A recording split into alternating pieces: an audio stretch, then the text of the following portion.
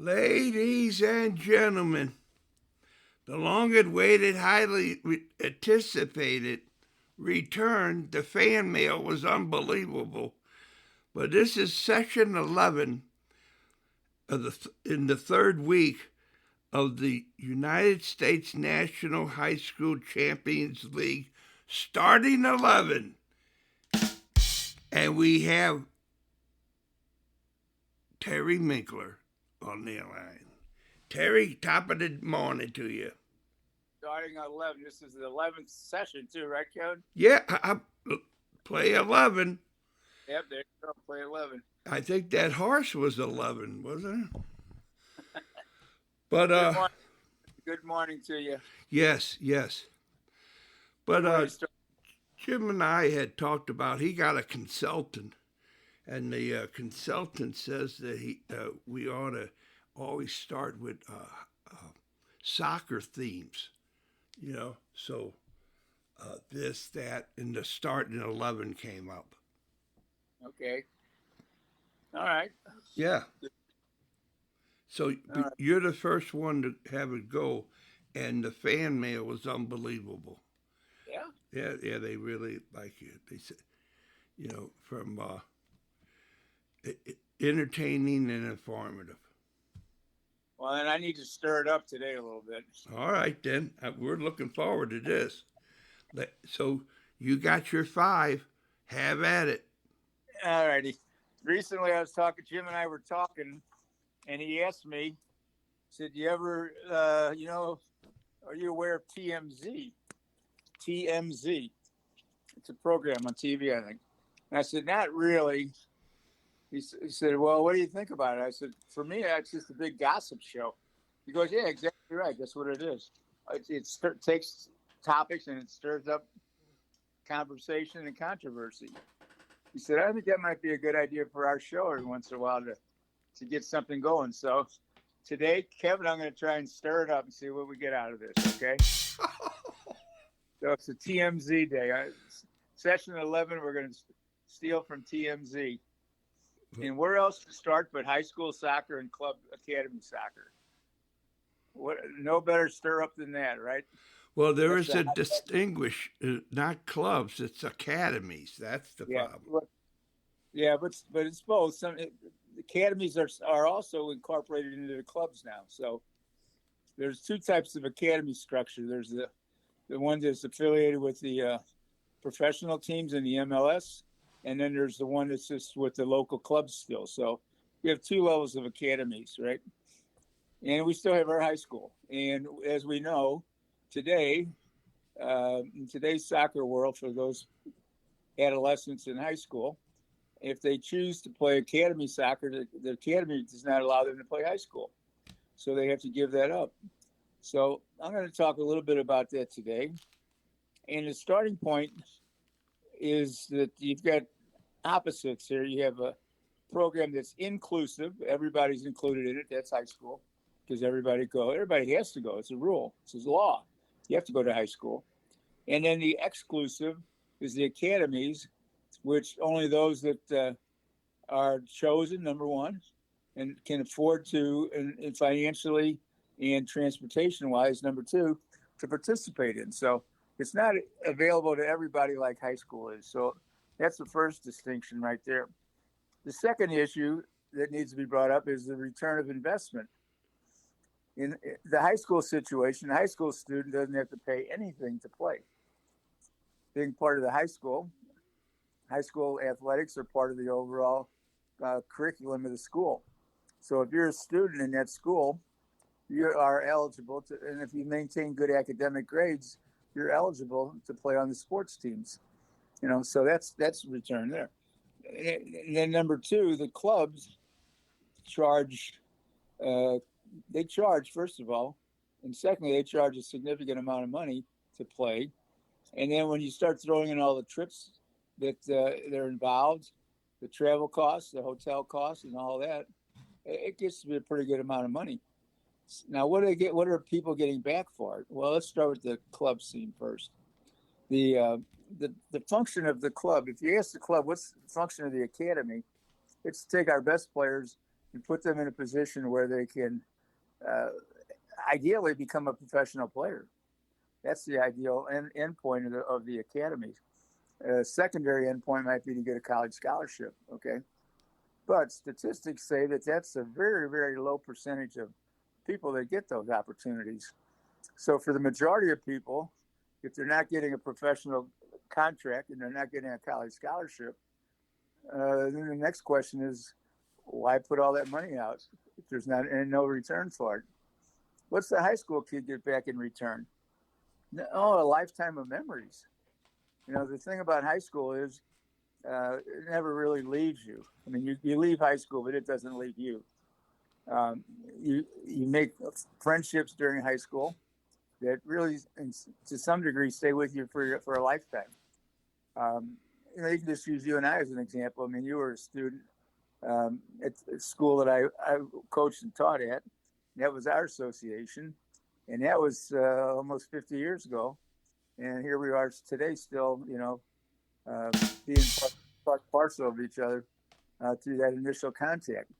And in high school, you have class reunions, and you get together, and you talk over stuff, and usually what gets talked about are big events that you can go back and remember and talk about. Usually those involve some kind of an athletic game. So you have a lot of memories, okay? And memories are always important. They always bring people together, and they bring back good times, sometimes not so good times. They bring back common times where people can relate to it and have a common bond of the experience. So, return of investment, no output, a lot of return. Club stuff, the academy stuff, a lot of output, a lot of money, and little return, maybe no return in terms of tangible stuff. Sure, you get maybe an increased experience of soccer, but at the end of the day, by age 18 and 19, most kids that have been in soccer don't have any other place to play anymore. So if you can't make it into pro and you don't make it into a college, what option do you have for soccer anymore? That's unfortunate. It's unfortunate.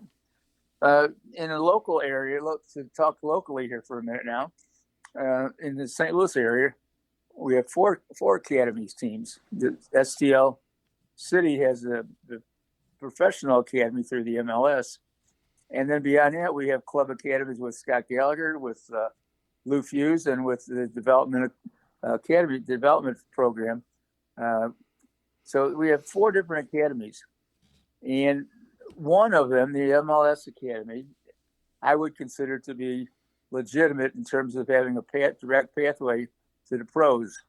And if I'm not mistaken, there are two different categories of academies. One is fully funded, which MLS Academy is, and the other one is the continuation of a pay-to-play. It's just part of the same club structure that players have been in forever. So do we need four academies? Do we need four groups of kids that get denied to play high school soccer? I say no.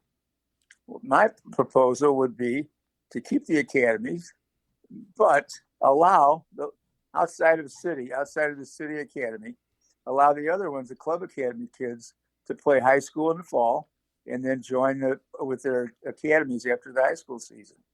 It shouldn't have to be an either or. It should be an and. It should be an and instead of an either or. High school and club and high school, not one or the other. I think that's would be an ideal situation.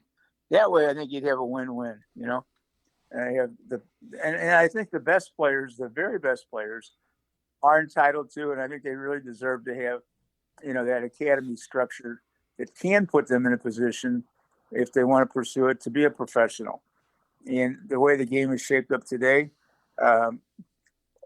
that's always been in Europe, but now that we've gotten that same idea concept in America, and with the MLS and the number of teams, you've got 30 teams in the MLS now.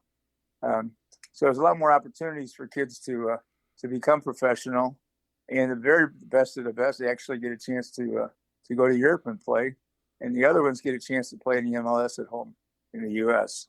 So I think that should be there. I have no problems with that one at all, none whatsoever. But I do have a little concern about the ones that are local, that the kids could continue to play high school and club. But right now they're limited to only one or the other. They can't play both.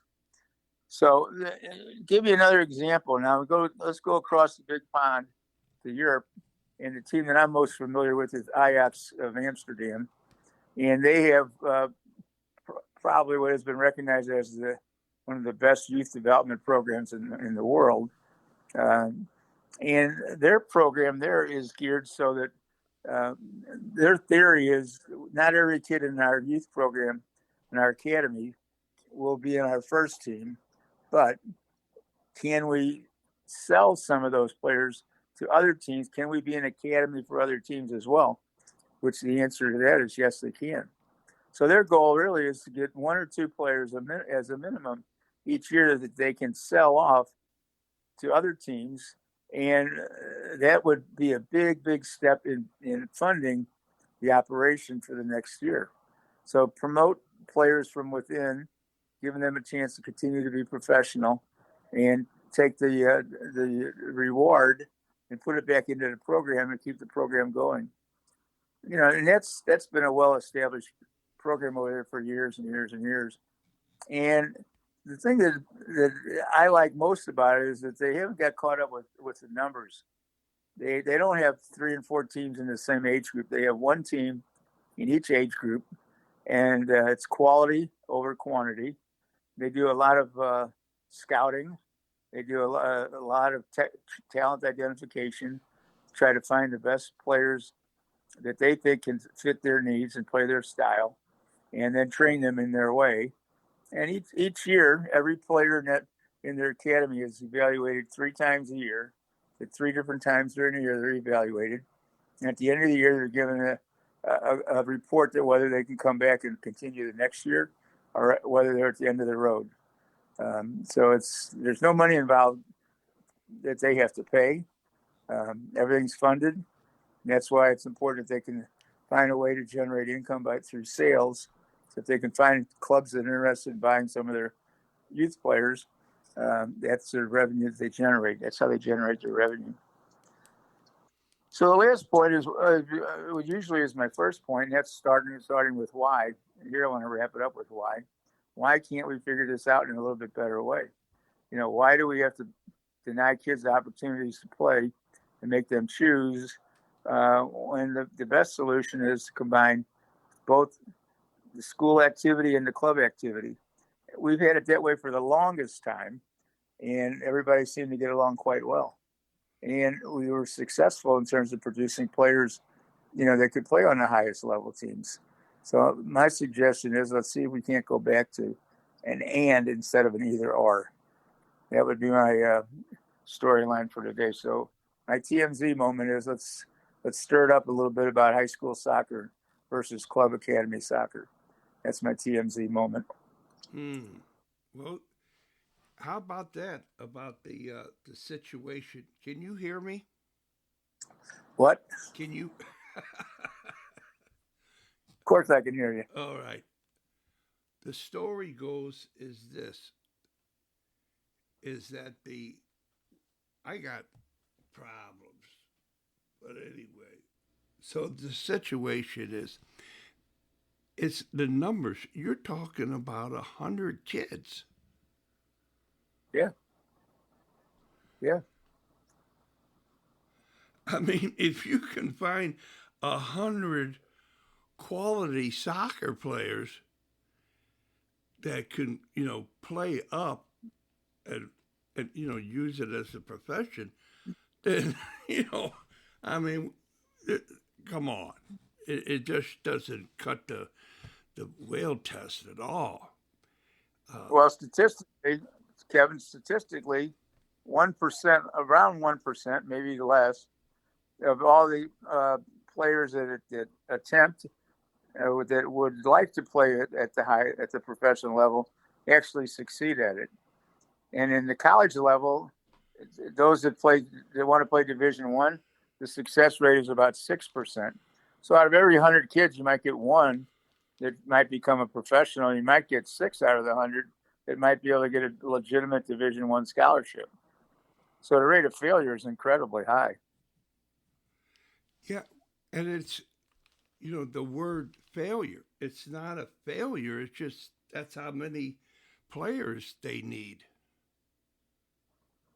Well, it's a failure if your goal is Oh, to reach okay. goals. Then it's a Yeah. failure. Yeah. Sure. If Well, that's the reason you're doing it. I mean, if you're doing it for other reasons, then you reconsider it. But if it's to reach the end pot of gold at the end, it's a failure.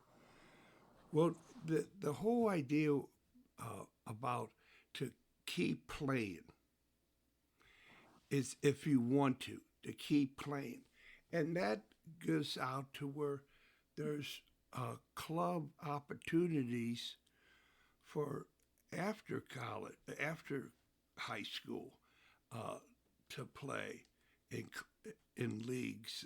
There's other pro leagues. There's other schools levels of NCAA, and plus the European model. There's been some.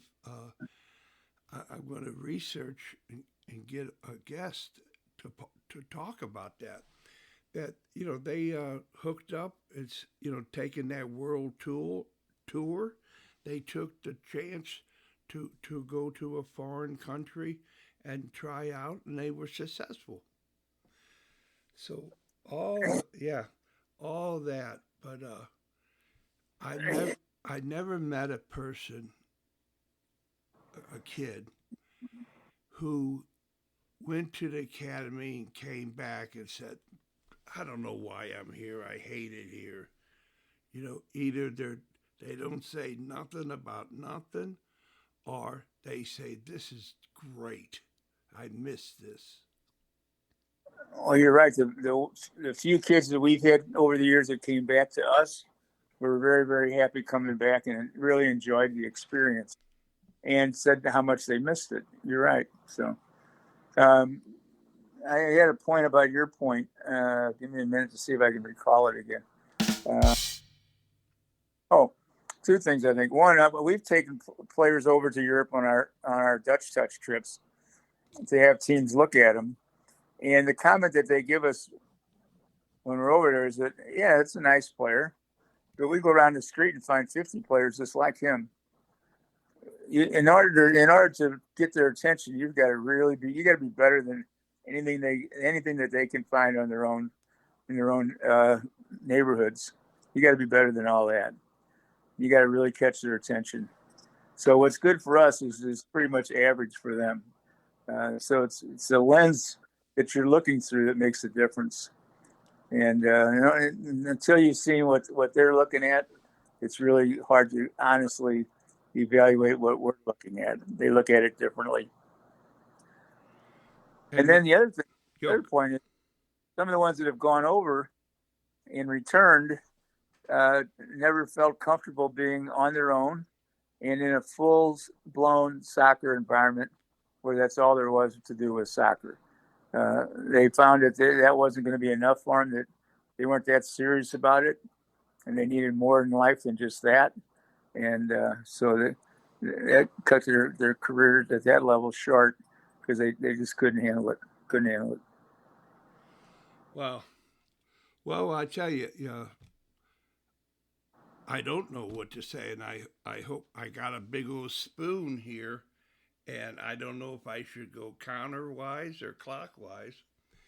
Uh, but we're gonna stir it up and see where it lies. All right. All right, Kevin. Good deal. All right then. So this has been the United States National High School Champions League starting 11. So here we go. See you tomorrow. Take care, Terry. Thank you. Thanks. Have a good day. Bye.